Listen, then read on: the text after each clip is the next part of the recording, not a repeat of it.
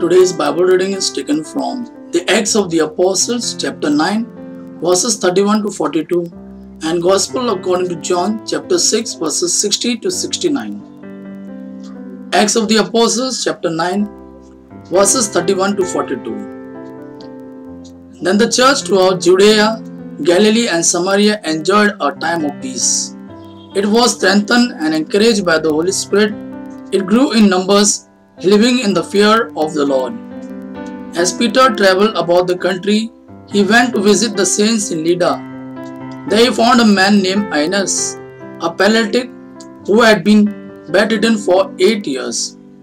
Aeneas, Peter said to him, "Jesus Christ heals you. Get up and take care of your mat." Immediately Aeneas got up. All those who live in Lydda and Sharon saw him and turned to the Lord.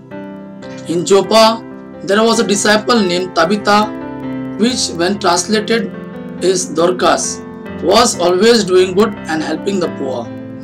About that time she became sick and died, and her body was washed and placed in an upstairs room. Lydda was near Joppa. So when the disciples heard that Peter was in Lydda, they sent 2 men to him and urged him, "Please come at once." Peter went with them, and when he arrived, he was taken upstairs to the room. All the widows stood around him, crying and showing him the robes and other clothing that Dorcas had made while she was still with them. Peter sent them all out of the room. Then he got down on his knees and prayed. Turning towards the dead woman, he said, "Tabitha, get up." She opened her eyes, and seeing Peter, she sat up. He took her by the hand and helped her to her feet. Then he called the believers and the widows and presented her to them alive. This became known all over Joppa, and many people believed in the Lord. Gospel according to John chapter 6 verses 60 to 69. On hearing it, many of his disciples said, "This is the hard teaching. Who can accept it?" Aware that his disciples were grumbling against this, Jesus said to them, "Does this offend you? What if you see the Son of Man ascend to where he was before? The Spirit gives life. Flesh counts for nothing.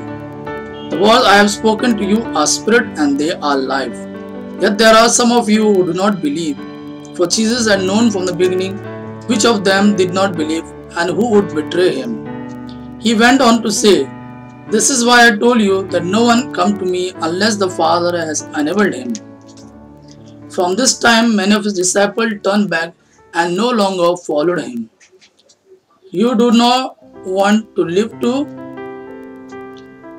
do you?" Jesus asked the 12. Simon Peter answered him, "Lord, to whom shall we go? You have the words of eternal life. We believe and know that you are the Holy One of God." Gospel of our Lord Jesus Christ. Praise the Lord Jesus Christ. May God our Father and His Son Jesus fill you with His mercy, peace and love. Amen.